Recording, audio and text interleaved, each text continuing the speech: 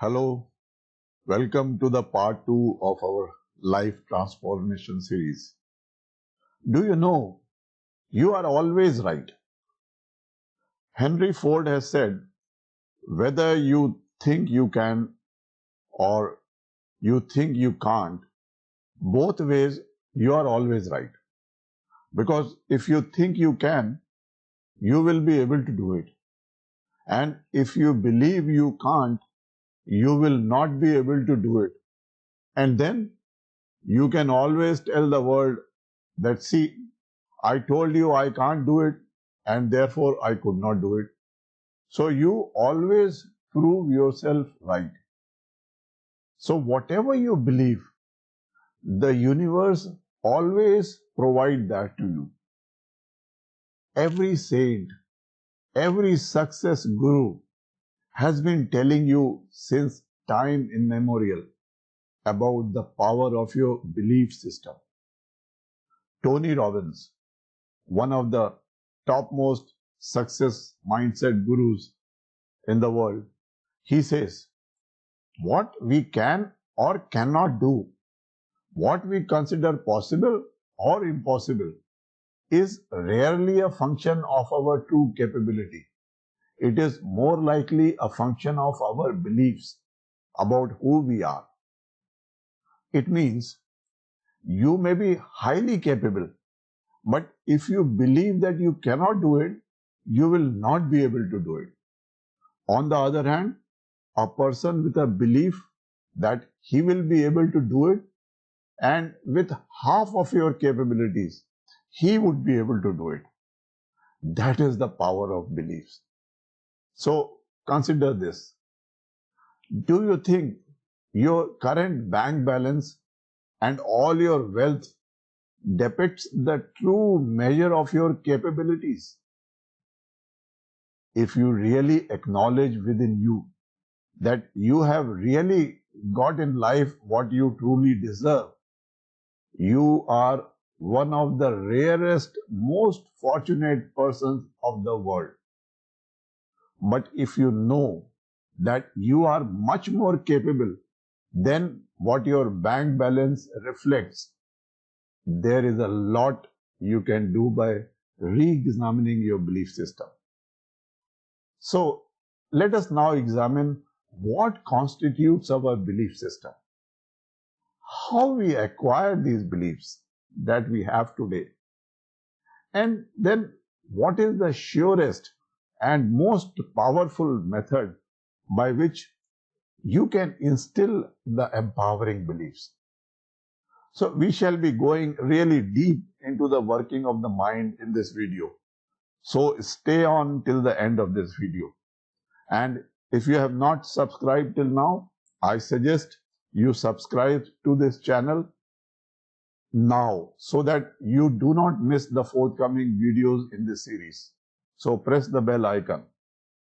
But before we start, let us pray to Lord Ganesha. Om Shri Ganeshaya Namaha. I call upon the lineage of my gurus to bless me. My heartfelt gratitude to my guru for choosing me as a medium to express himself. Om Ram Nityanandaye Namaha. Om Ram Shri Shaligram Sharmaye Namaha. Om Ram Shri Kanhaiyalal Sharmaye Namaha. Om Shri Guruve Namaha. So we have already seen in the earlier video of part 1 that our intellect or buddhi we call, along with our ego consciousness, our manas or mind, as well as chitta, all the 4 components form what we call as our antahakarana or psyche. This antahakarana evaluates the sensations we receive through our 10 senses or the indriyas and creates an internal value system of judgments about what is right and what is wrong for us, what is good and what is bad for us, what is possible and what is impossible for us, or what we are capable of and what we are not capable of. So there are now 4 functions of Antakarna or our inner psyche, which we say mind in the inner language, in the English language. So the first component is Manas, which is the sensory processing mind. Manas is like a supervisor in the factory of life, and he directs the senses, our 10 senses or the indriyas. But he is not the key decision maker in the factory. That is the job of buddhi or the intellect. If buddhi is clouded, then mind wavers here and there. It then follows whatever is more prominent, whether it's our wants, our wishes, our desires, our attractions or aversions, that is the things that we hate. So this means that if our sense of buddhi or intellect is not functioning properly, it will not be able to give direction to our mind, which will then waver here and there. You all will be able to relate to so many people around you who display this kind of characteristics. The second component of Antakarna is Chitta, which is a storehouse of our psychic impressions. Any trauma or any experiences, good or bad, that we have encountered during our life or our childhood, as well as during our past lives, all are stored here. So every sensory perception that we receive through the senses is interpreted based on these past memories buried deep into our subconscious. For example, during your childhood, if you were always told by your parents or teachers that you are good for nothing, your subconscious shall take in this belief and you will then start considering yourself incapable of doing anything worthwhile in life. And people with this trauma develop low self-esteem and they are unable to achieve great success in life even if they are extremely talented from inside. Even like past life traumas result in various phobias like fear from heights or fear of drowning, etc. But here is a catch or a caution. Chitta can also cause difficulties if its functioning is not coordinated with the other functions of the mind. Then the thousands or millions or countless impressions which are buried in this storehouse of mind, they start to stir and arise. And they all compete for the attention of manas or the mind to carry out their wants in the external world. And in the absence of a clear, unclouded buddhi, the competing voices of chitta often drive the mind to take actions in the world that may not be worthwhile for us. That is why the second sutra of Yoga Sutras, Maharishi Patanjali says, Yogascha chitta vritti nirodha. Yoga is the control or nirodha or regulation or channeling of the modifications of the mind. Modifications, both the gross and subtle thought patterns of the mind field. It means finding the jewel of truth that is behind all of the other activities in the mind field. This comes through as a self-training program, dealing with the relationships, with the senses, with the body, with our breath, and with the mind. We shall talk of this self-training program when we look at the 8 limbs of Ashtanga Yoga later on. Ultimately, the meaning of Nirodha and thus of yoga itself begins to emerge experientially through doing the practices. So once your mind gets regulated, you are then able to channelize it and focus on any goal of life you desire to attain.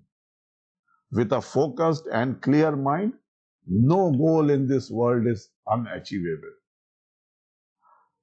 The third function of Antakarna or our psyche is Ahankar or the I maker or our ego.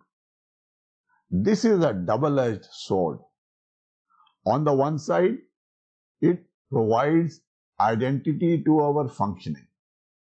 But on the other side, Ahankar also creates our feelings of separation, of pain, of alienation, as well as a feeling of separation. So we have discussed in our earlier video also how feelings of separation can be devastating to our efforts to move ahead in life against all odds and all failure. Now, if our buddhi or our intellect remains clouded, that means our power to discriminate between right and wrong or truth and untruth remains clouded. Then this wave of I amness or ahankara, then it forms partnership with the impressions in our chitta, causing them to be colored, which we call as klishta. And also with our mind or manas, then our mind starts chasing the things desired by our ego, irrespective of whether they are right or wrong, or whether they are harmful or beneficial to us. Many of us can relate to this situation with our day-to-day cravings. Some cravings are created by our senses, like taste. The cravings for junk foods or sweets is one such example when our buddhi gets clouded and we give in to the cravings, forgetting what is good or bad for our health. That is why purifying or unclouding of buddhi or our intellect is the most important task in the path of success and goal accomplishment. It is only our purified buddhi which knows, which decides, which judges and discriminates in the overall best interest of ourself. We want buddhi to be making the choices for our life.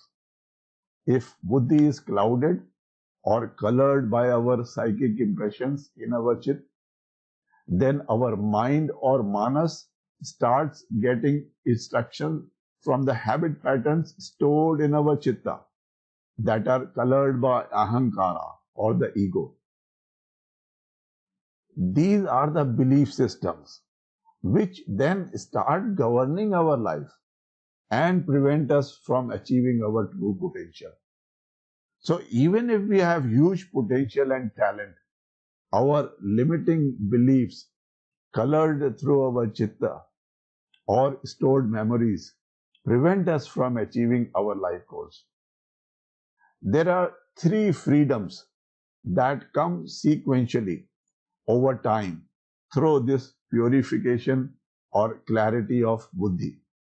The first is the freedom from bondage of actions. As ahankar and chitta become less associated through the colorings of attachment and aversions, which Maharishi Patanjali has termed as kleshas, there is a greater freedom in actions. Second is the freedom from bondage of thoughts. The degree or the coloring further weakens as the buddhi gets unclouded. Third is the freedom from bondage of ignorance or avidya. In this final stage, buddhi or our intellect becomes so completely clear that it is able to see through all the processes of false identity. So, training of mind is the single most important karma for us to do in this life. All spiritual practices and yoga practices are actually a means to train the mind. That is, of all the four functions of the mind. So you can see how much important is this in our life. And the most important part of the training is to make the mind aware that reality lies beyond itself and that this reality is the eternal aspect of the self or soul. This means moving out of the shackles of avidya or ignorance. Once you have been able to do this, no power in the universe can stop you from attaining any goal in the life that you wish to achieve.